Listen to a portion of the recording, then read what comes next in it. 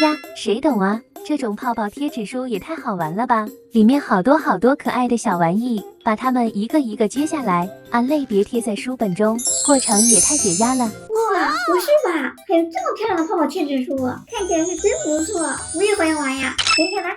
3 days later， 姐妹们，泡泡貼紙書買回来啦！直接買了2本，一本是休閒购物场景的，一本是娱樂场景的。这封面上的小熊看着好可爱呀，不过看着像小狗。大家有人知道这是小狗還是小熊啊？現在咱們趕緊開始玩吧！先來玩這個娛樂場景的，打開看看。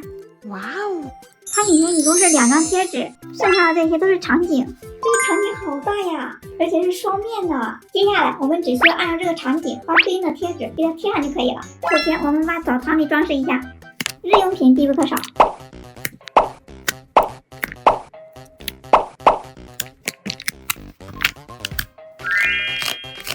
風扇也不能少，洗完澡肯定會餓，再準備點吃的。吃好了，再來 KTV 唱首歌。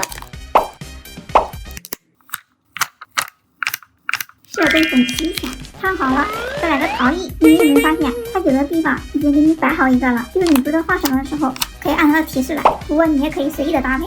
我發現這些貼紙還都挺可愛的，不僅好玩，還解壓。下面開始泡澡啦。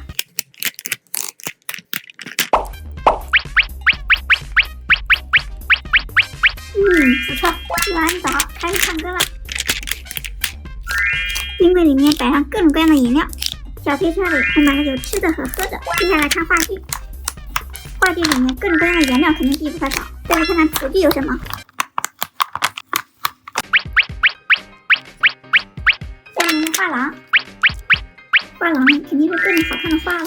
最後一個我最愛的烘焙。原來這是售票口啊！售票口肯定有收銀的呀，票根。這本已經貼完了，全都够啊，好累呀！大家看一下我做的怎麼樣？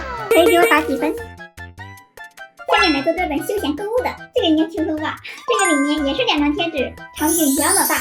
一般情況下，我們去商場最先看到的就是電器，然後就是一些漂亮的珠寶，接下來逛逛花店。各種商品琳琅滿目，這看得我眼睛都花了。那就再來副眼鏡吧，趁着再選一些日用品。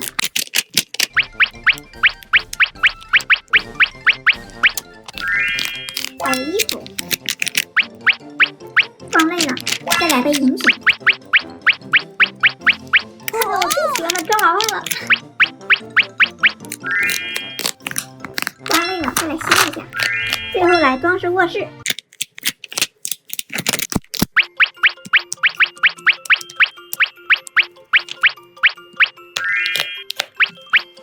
還有化妝間。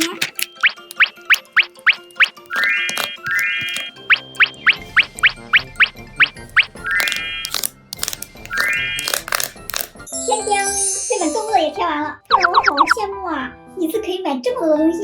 和這本放在一起對比一下，大家看看你更喜歡哪一本？